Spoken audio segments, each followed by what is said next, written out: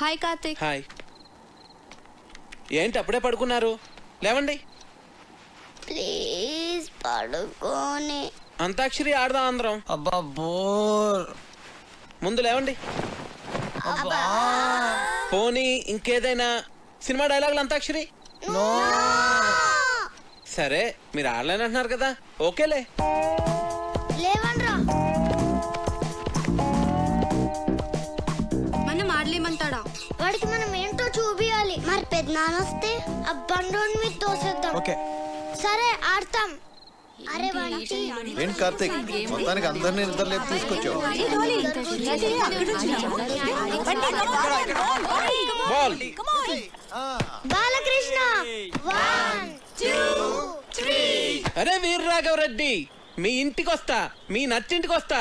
కత్తులతో కదరా, కంటి చూపుతో చంపేస్తా. రజనీకాంత్.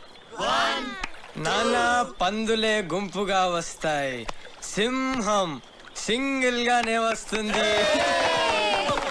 సోను సూద్. ఒరేయ్ బంటి, అరుంధతిలో డైలాగ్ చెప్పే.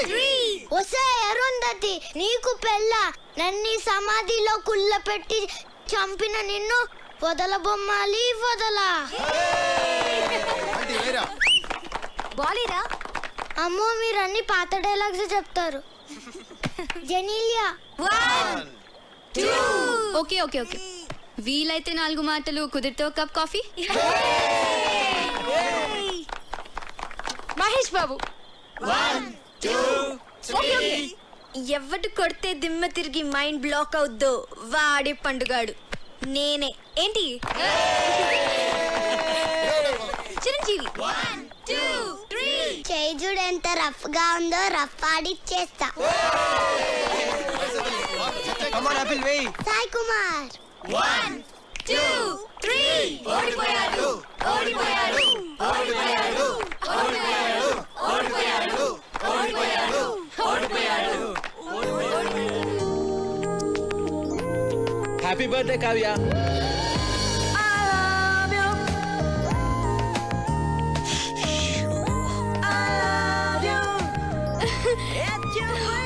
Many happy returns of the day. Thank you. Happy birthday Kavya.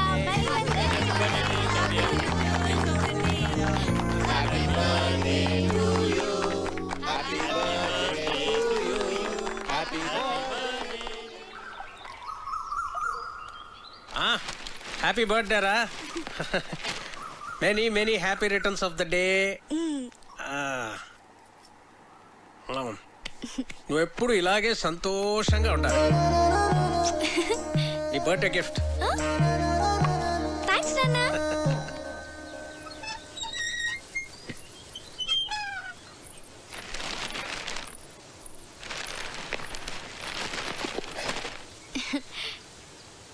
Many happy returns of the day. Thank you thank you. Aunty ఉన్నారా అంకుల్? ఆంటీయా? ఆంటీ గుడికి వెళ్ళిందమ్మా. కూర్చో, ఒక్క నిమిషం వస్తా ఇప్పుడే.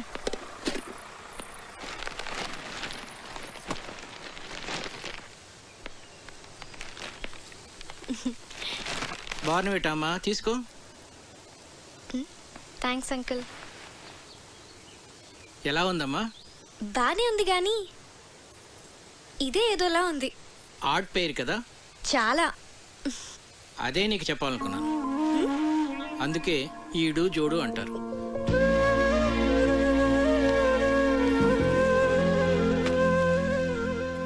కావ్య, పెళ్ళి అనేది జీవితంలో చాలా ఇంపార్టెంట్ ఆస్పెక్ట్ రా. కెరీర్ విషయంలో తొందరపడితే పడచ్చేమో కానీ లైఫ్ పార్ట్నర్ విషయంలో తొందరపడితే మాత్రం జీవితాంతం బాధపడాల్సి ఉంటుందమ్మా.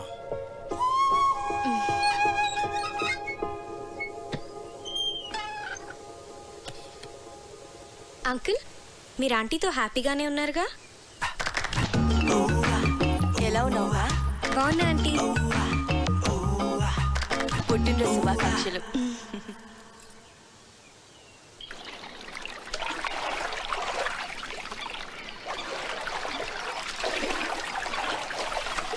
హ్యాపీ బర్త్డే అమ్మా.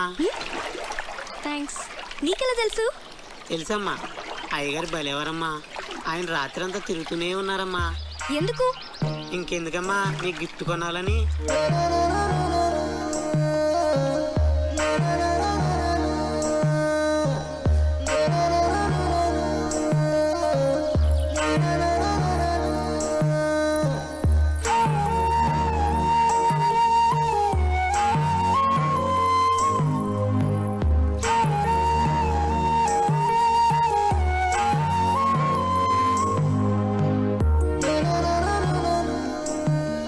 నీ కూతురు డీప్ లవ్లో ఉందిరా. లావుగా ఉన్న నా భార్యను ఎగ్జాంపుల్గా చూపించి నువ్వు హ్యాపీగానే ఉన్నావు కదా అంకుల్ అని అడిగింది. నీ కూతుర్ని నిలదీయకుండా కరెక్ట్గానే డీల్ చేసావురా. నాకు ఇప్పుడు ఏం చేయాలో అర్థం కావట్లేదురా. భయపడకు, ఇందులోంచి మన అమ్మాయిని ఎలా బయటికి తీసుకురావాలో నేను ఆలోచిస్తాను. నువ్వు ధైర్యంగా ఉండు. ఈ డాక్టర్ ఎక్కడున్నాడు?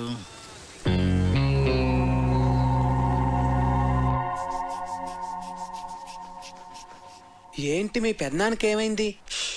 ఈ general health checkup monthly once ఇంట్లో అందరికీ జరుగుతుంది. ఇది పెద్దనాన్న రూల్. ఏంట్రా బీపీలా సడన్ గా రైజ్ అవుతోంది? Doctor Karthik, Karthik doctor.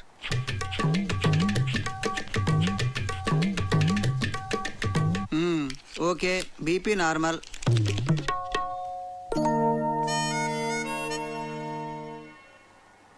Doctor, ఏంట్రా? మా ఫ్యామిలీలో ఎప్పుడు కొలెస్ట్రాల్ టెస్ట్ చేయలేదు కదా? కొలెస్ట్రాల్ టెస్ట్ ఎప్పుడు చేయలేదు. పైగా కొలెస్ట్రాల్ చాలా డేంజరస్ రా. హార్ట్ డిజీజ్ కి అది కూడా ఒక main reason. So lipid profile test చేసేద్దాం అందరికి. చేసేద్దాం.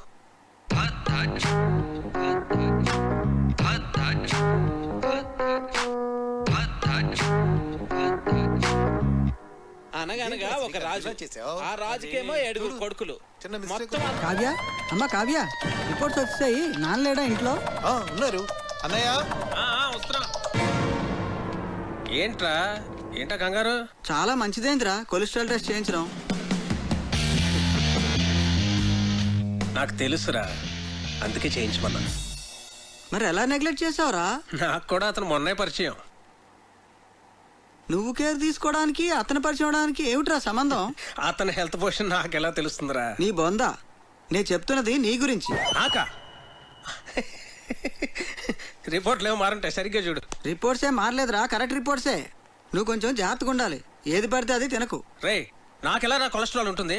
వాకింగ్ చేస్తున్నాను, సన్నగున్నాను. సన్నగా ఉంటే కొలెస్ట్రాల్ తక్కువ ఉంటుంది, లావుగా ఉంటే కొలెస్ట్రాల్ ఎక్కువ ఉంటుందని ఎవడరా చెప్పింది? తప్పుడు అభిప్రాయం, అది తెలుసా? దానికి మీరు ఇద్దరే లైవ్ ఎగ్జాంపుల్.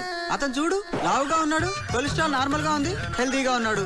నువ్వు సన్నగా ఉన్నావు కానీ కొలెస్ట్రాల్ ఎక్కువ ఉంది. ఏం మాట్లాడుతున్నాడు వీడు? సరే అయితే నీ రిపోర్ట్స్ చూడు. ఏదంకల్? చూడమ్మా. హెచ్డిఎల్ చూడు ఇక్కడ. డాక్టర్, అన్నయ్యకి ఏం పర్వాలేదు? ప్రస్తుతానికి ఏం పర్వాలేదు. రా, కొలెస్ట్రాల్ లెవెల్ ఎలా తగ్గించాలో చెప్తాను.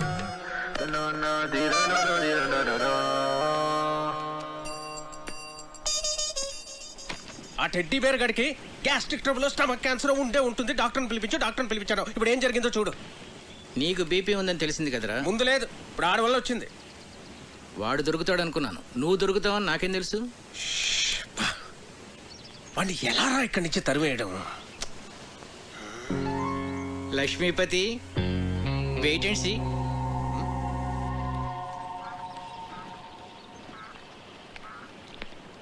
నమస్తే భాస్కరం గారు. నమస్తే. రండి కూర్చోండి. కార్తీక్, నిన్న ఒక ప్రశ్న అడగనా? అడగండి. మోడర్న్ లైఫ్లో మనకు అన్నిటికన్నా ఇంపార్టెంట్ అయింది ఏమిటయ్యా? మనీ. ఎలా? మనం కంఫర్టబుల్గా బతకాలన్నా, ఫ్యూచర్ ప్లాన్స్ వేసుకోవాలన్నా, అంత ఎందుకండి, రిలేషన్షిప్స్ కూడా మనీతోనే లింక్డ్. You are right. కానీ ఒక్కోసారి బళ్ళు ఓడలు అవుతాయి, ఓడలు బళ్ళు అవుతాయి. ఏమీ చెప్పలేమయ్యా, మన చేతిలో ఏమీ లేదు. ఏమైందండి? మీరేమైనా ఫైనాన్షియల్ క్రైసిస్లో ఉన్నారా? చీచీ, నాకేం కాలేదయ్యా, మన లక్ష్మీపతికే. ఆయనకేమైందండి? ఆయనకేం కాలేదు. ఆయనతో ఉంటే మనకవుతుంది. ఉన్న ఆస్తి అంతా కోర్టు గొడవల్లో పోయిందయ్యా. వాడు మాత్రం ఈ విషయం ఇంట్లో చెప్పకుండా అప్పులు చేసి బతికేస్తున్నాడు. ఉన్న కాస్త డబ్బు ఇదిగో ఈ ఇంటి మీద ఖర్చు పెట్టాడు. నిజంగానా? నా మీద ఒట్టయ్యా బాబు. అందుకే ఈ మధ్య వాడితో నేను కలిసి తిరగటంలా. అవసరమైతే తప్ప మాట్లాడలేదు కూడా. ఏదో ఒక రోజు పొద్దున్నే వచ్చి ఓ 10 లక్షలు అప్పు అడిగాడు అనుకో, ఫ్రెండ్షిప్లో కాదనలేం కదా. ఇదంతా నీకు తెలీదు, అందుకే ఏదో జాగ్రత్తగా ఉంటామని చెప్తున్నాను.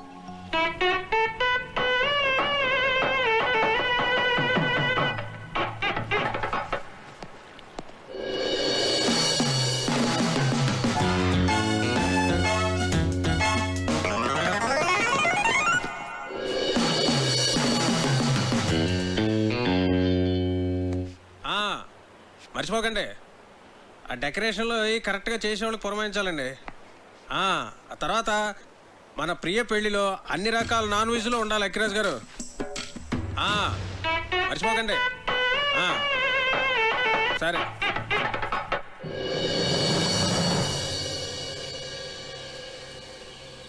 కార్తిక్ విషయం నాన్న మీ ఎవరితోనూ మాట్లాడలేదా? అదే మాకు అర్థం కావడం లేదు. ఏం జరిగినట్టే చాలా నార్మల్గా బిహేవ్ చేస్తున్నారు బావగారు. ఏం మాట్లాడినా ప్రియా పెళ్లి విషయం మాత్రం మాట్లాడుతున్నారే కానీ కార్తీక్ విషయం మాత్రం ఎత్తడం లేదే. అంటే నాన్న ఏదో ప్లాన్ చేస్తున్నారు. మొన్న కొలెస్ట్రాల్ టెస్ట్ దగ్గర సేవ్ అయ్యాడు కానీ ముందు కార్తీక్ని ఇక్కడి నుంచి పంపించేవే.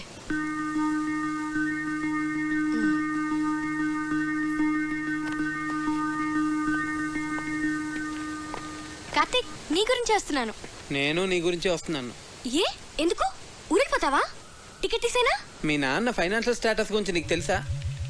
ఏ కట్నం అడుగుతావా? మీకెవరికి అర్థం కావట్లేదు. లైఫ్ అంటే లగ్జరీసే కాదు కావ్య, లయబిలిటీస్ కూడా.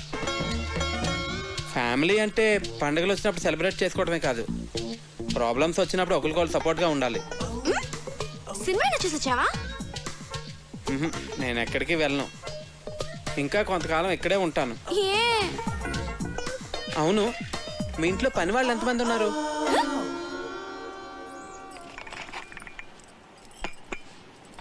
అయ్యగారు ఏంటి? అయ్యగారు మీరు బాగున్నప్పుడు నేను జీతం తీసుకుంటానండి. ఆయన దుబాయ్లో బాగానే సంపాదిస్తున్నారు, నాకేం పర్లా, నేను బాగానే ఉన్నానండి.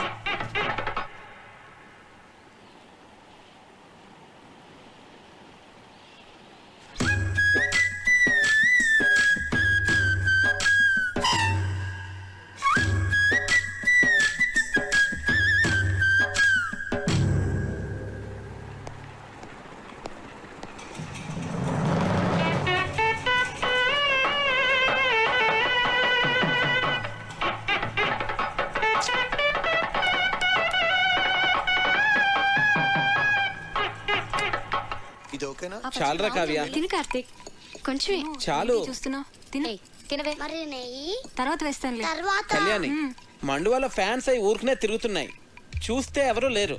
నేను ఆఫ్ చేసేసాను. అలా కరెంట్ అయి వేస్ట్ చేయకండి.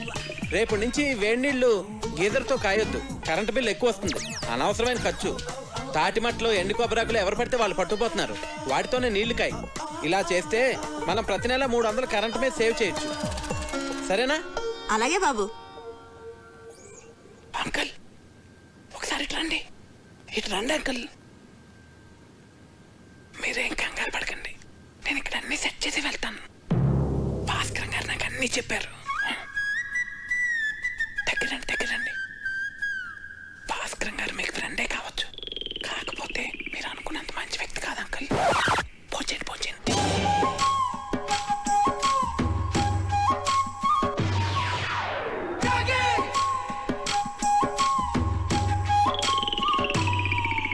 అసలు ఏం చెప్పారో వాడికి? రేయ్, నువ్వు కంగారు పడకు, నన్ను కంగారు పెట్టుకో. అసలు ఏం జరిగిందిరా? మా పనోళ్ళు జీతాలు తిరిగి చెడిపోతున్నారు. ఆ టెడ్డీ బేర్ గడేమో పొదుపు చర్యలు అంటాడు, పైగా ఆ భాస్కరం మీరు అనుకున్నంత మంచోడు కాదంటాడేంట్రా. ఇలా అడ్డం తిరిగిందేమిట్రా కదా? నన్ను కొంచెం స్థిమితంగా ఆలోచించుకునేరా. భాస్కరం గారు, రిజిస్టర్ పోస్ట్ ఇంట్లో ఇచ్చానండి. రాజుగారు, నేను విన్నది నిజమేనా అండి? మీరేం భయపడకండి, మన ఊరు మొత్తం మీతోనే ఉంది. ఉంటానండి.